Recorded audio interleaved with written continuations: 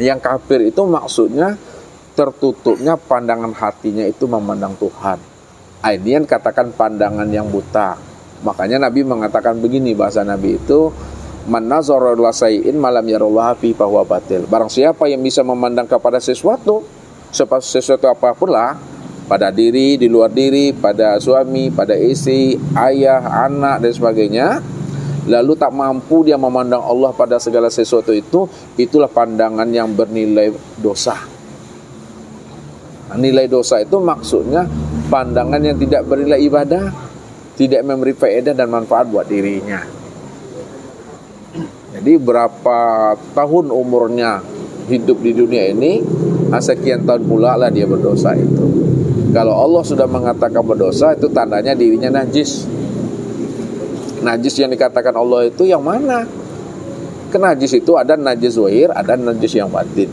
Kalau najis zahir bisa dicuci dengan air yang ada di keran kita, keran masjid di rumah kita, dengan air sumur, air sungai, karena dia nampak. Itu najis yang zahir. Tapi kalau najis batin, 7 samudera kita membersihkan najis batin itu tak pernah dia bersih. Nah sekarang yang dikatakan najis yang batin itu yang mana? Itu yang disebut namanya keakuan diri. Ketika kita tidak menyaksikan Allah, ketika kita belum mengenal Allah, maka diri kita itu dikatakan najis. Innamal musyrikuna najasun. Sesungguhnya orang musyrik itu najis, karena dia tidak mengenal aku. Kalau dia tidak mengenal aku, berarti dia sudah merampok hak aku. Orang yang merampok hak aku, kata Allah, ya, itulah sebenarnya dosa yang paling besar. Karena dia telah menyandingkan dirinya dengan aku, kata Allah. Padahal dirinya itu ada karena aku, sedangkan aku ada dengan sendirinya. Jangan kita itu merasa ada pula diri kita di hadapan Allah. Inilah yang dikatakan namanya najis batin itu. Ustaz, bertanya Ustaz, kita menyebut Allah, tentu kita harus tahu Ustaz, kapan Allah itu bernama Ustaz. Sementara Allah itu berdiri dengan sendirinya. Kan kita ini dari dulu berarti kalau setelah Ustaz menjelaskan, kita ini kan tidak pernah ada. Lalu yang saya tanyakan, kapan Allah itu bernama Ustaz? Agar kita paham, tahu bahwasanya hanya Allah semata yang ada. Tentu kita harus tahu Allah itu yang mana, kapan Allah itu bernama. Ustaz, penjelasannya. Iya. Jadi Allah itu bernama setelah dia telah zahir, setelah dia telah wujud, setelah dia nyata. Makanya ketika dia zahir, dia telah nyata, disitulah dia memberi nama akan dirinya sendiri. Jadi nama Allah itu nama yang Allah sendiri yang memberi nama, bukan nama yang dihantarkan kepada dirinya. Makanya disitulah Allah mengatakan setelah dirinya zahir, wujud, terang dan nyata, barulah Allah mengatakan innani anallah. Sesungguhnya ya wujud diriku ini itu adalah bernama Allah. Jadi diriku itu yang bernama Allah. La ilaha illa ana. Tidak ada Tuhan yang lain lagi selain daripada diriku. Tidak ada yang pantas disembah, dituju, dicari dan dinyatakan pada alam dan pada dirimu yang melihat, mendengar, berkata, mengetahui, berkuasa, berkehendak dan hidup. Illa ana, melainkan yang hidup itu aku, yang nyata itu aku, yang wujud itu aku. Fa'budni, maka sembahlah aku, nyatakanlah aku. Nah, jadi kuncinya sebelum kita menyembah, kita kenali Allah itu. Makanya setelah Allah memperkenalkan dirinya kepada kita, kita dah kenal Allah itu yang mana, barulah di situ kita itu namanya sudah menyaksikan Allah, tidak lagi menghayal.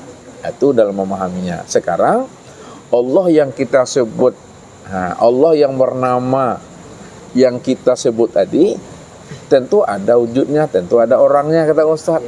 Tak mungkin lah namanya ada, orangnya tak ada. Ya, betul bisa. Ya. Tadi yang saya tanya Ustaz, ketika kita sholat tadi itu, kita kan menyebut nama kan Ustaz, Ya. kan? Dalam pikiran kita itu apa yang terlintas gitu Ustaz? Apakah tadi kata Ustaz tidak tulisan Allah itu bukan Allah kan begitu Ustaz. Ya, jadi maksudnya gini kan, makanya ketika tadi disyariatkan. Jadi ketika kita sudah memahami bahwa setiap nama ada wujud, setiap benda ada nama, setiap perbuatan juga ada namanya. Sekarang yang wujud yang bernama Allah itu yang mana? Wujud yang bernama Allah itu inilah nyata pada diri kita ini secara sempurna. Jadi memandangnya kepada diri, bukan keluar diri, ke dalam diri memandangnya. Dari ujung rambut sampai ujung kaki ini, inilah wajahnya, inilah rupanya yang bernama Allah itu.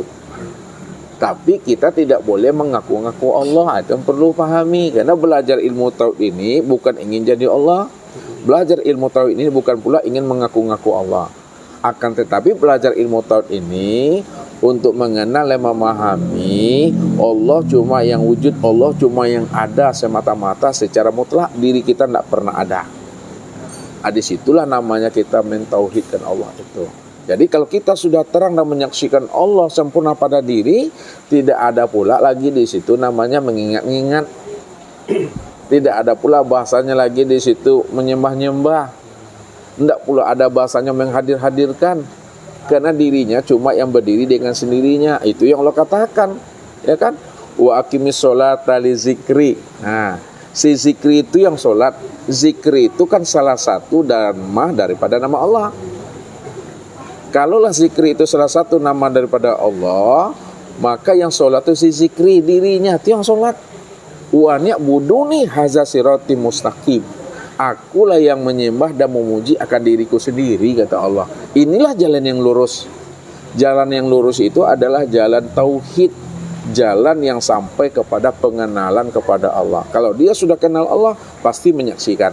Kalau dia sudah menyaksikan, pasti dia bertatap wajah. Orang sudah bertatap wajah itu disebut namanya orang yang sudah liqa. Jadi menikmati aja sholatnya. Berarti duduknya setelah kita mengenal Tuhan dalam suatu ya kita menikmati begitu Pak Ustaz ya. Iya. Menikmati ya berliku dengan Tuhan tadi begitu. Iya. Lalu Ustaz tadi bilang bahwasanya kesempurnaan itu bernama insan kamil. Jadi bagaimana kita memisahkan antara insan kamil dengan Allah itu Ustaz? Supaya jangan ada keraguan gitu Ustaz. Iya. Insan kamil itu adalah sebutan untuk mengenal dan memahami akan diri Allah secara sempurna. Jadi yang insan kamil itu tiada lain nyatanya diri Allah. Makanya tadi Ustadz katakan yang insan itu bukan kita.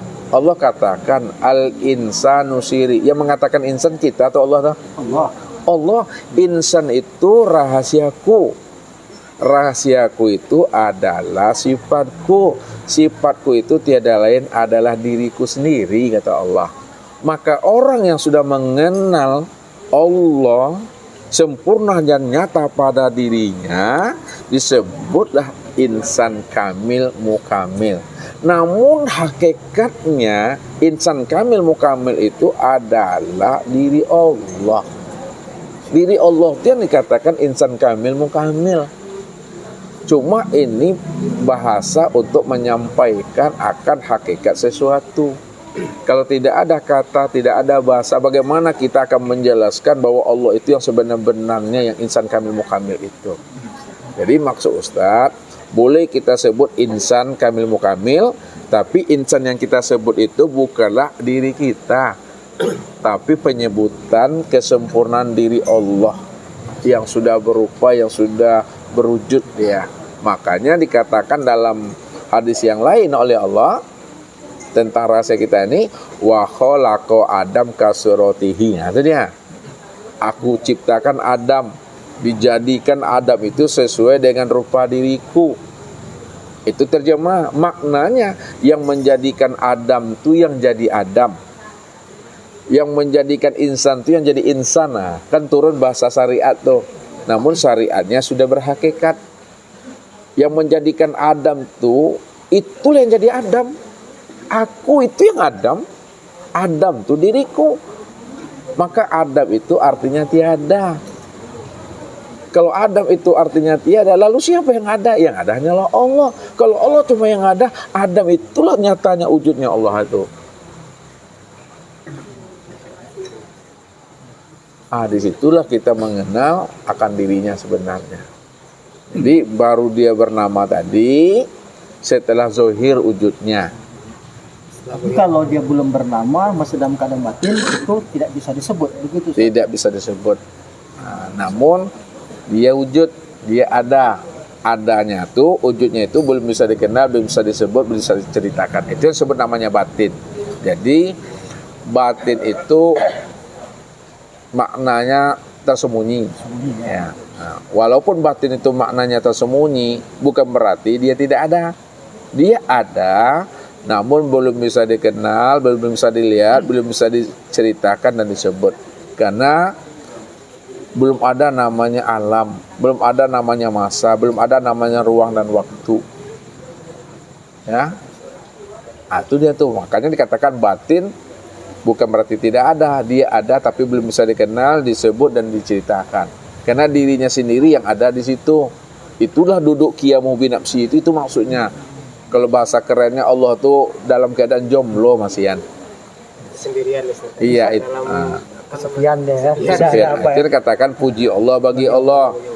Ya, dialah yang Ahmad, dialah yang Muhammad. Itu dia tuh. Jadi ketika Allah dalam kesendirian ini, Ustaz, Tapi adanya Muhammad itu memuji untuk memuji dirinya gitu Ustaz. Makanya lahir dia Muhammad. Ya, Allah itu ingin melihat dirinya di luar dirinya.